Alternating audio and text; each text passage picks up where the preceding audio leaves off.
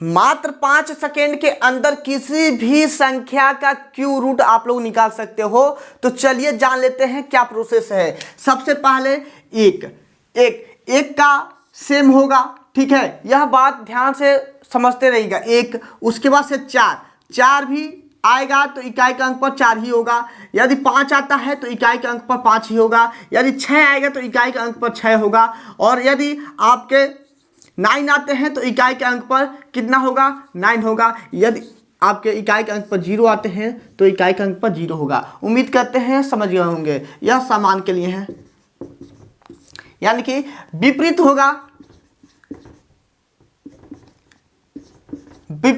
विपरीत के लिए क्या होगा? यदि 2 होगा तो 2 का उल्टा क्या होगा आपका? 2 रहेगा तो 8, और 8 रहेगा तो 2। यानी कि बात को ध्यान से समझ रहे होंगे। 2 का 8 का 2। यदि 7 रहता है यानी कि 3, पहले 3 आ जाओ, 3 रहेगा तो 3 के जगह पर इकाई के अंक पर क्या आएगा? 7 आएगा। यदि इकाई के अंक 7 है तो इकाई के जगह पर क्या आएगा मेरे प्यारे साथियों? 3 आएगा। उम्मीद करते हैं इतने बात को ध्यान से समझ गए होंगे, ठीक है। यह बात यदि आप समझ गए, यह लॉजिक आप लोग समझ गए तो किसी भी नंबर का क्यू रूट आप लोग निकाल सकते हैं, ठीक है। तो चलिए, 1 का क्यू कितना होता है? 1 होता है। 2 का क्यू आपका हो जाएगा 8। 3 का क्यू कितना हो जाएगा?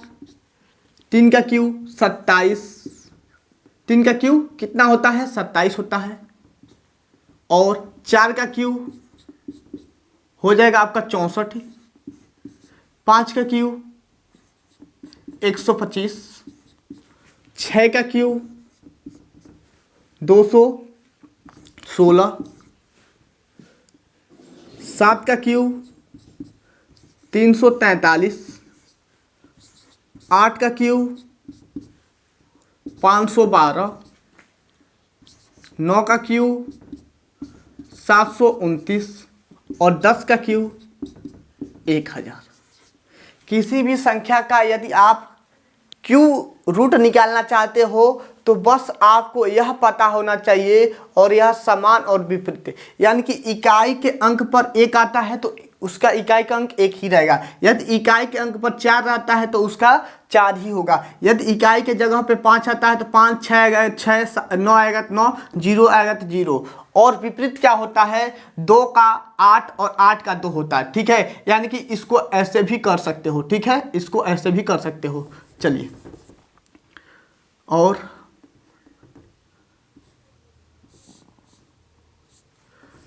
चलो ऐसे आप लोग समझ जाओ।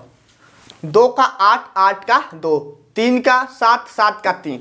चलिए, किसी भी नंबर का, जैसे आप उदाहरण के तौर पे समझ लो, ठीक है। उदाहरण के तौर पे आप एक काम करो, चलिए यहीं पे समझ लेते हैं क्यू रूट किसका निकालना है हमें? 38, 90, 138, 90 और 17 है, ठीक है। इसका क्यू रूट निकालना है तो पीछे से 3 का जोड़ा लगा लो।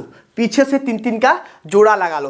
पीछे से 3 का जोड़ा लगाएंगे। यहाँ पर 7 है, यहाँ पर 7 है, 7 का उल्टा, यानी कि इकाई के जगह पे 7 है तो क्या आएगा? 3 आएगा। इकाई के जगह पे 7 है तो क्या आएगा? 3 आएगा। और यह 389 हम ऐसे अंक का घन सोचेंगे, ऐसे अंक का घन सोचेंगे जो 389 से कम हो। 389 से कम हो, ज़्यादा नहीं होना चाहिए, बराबर हो जाएगा चलेगा, लेकिन उससे ज़्यादा नहीं होना चाहिए। तो मेरे प्यारे साथियों, 389 यानी कि 7 से, ठीक है, 7 से कम है, 7 का क्यू करेंगे यानी कि इससे कम ही मिलेगा तो यह चलेगा। यदि 8 का क्यू करते हैं तो 512 यानी कि अधिक हो जाता, नहीं, कम चाहिए यानी कि 7। यही मेरा आंसर हो जाएगा, ठीक है। नहीं समझ में आया? एक क्वेश्चन और देखो, ठीक है, 1-2 क्वेश्चन और देखो।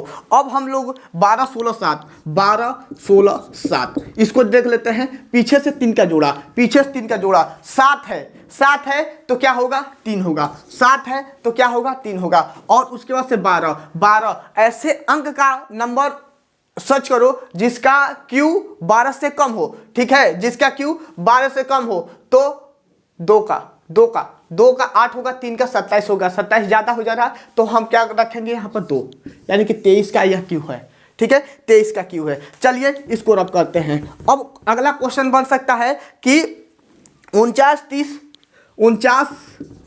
30 और 39 हो, 49, 30, 39 हो तो पीछे से 3-3 का जोड़ा लगा लो। पीछे से 3-3 का जोड़ा लगा लोगे तो यह इकाई के अंक पर 9, इकाई के अंक पर 9 यानी कि बराबर रहेगा, यानी कि सेम रहेगा। इकाई के अंक पर 9 यानी कि सेम रहेगा। उसके बाद से 493 हम इसमें देखेंगे। 493 यह मेरा 8 का वर्ग होता है 512, 8 का वर्ग सॉरी 8 का क्यू होता है 512, यानी कि 8 का क्यू होगा नहीं, 7 होगा। क्या होगा? 7 होगा। उम्मीद करते हैं आप लोग समझ गए होंगे।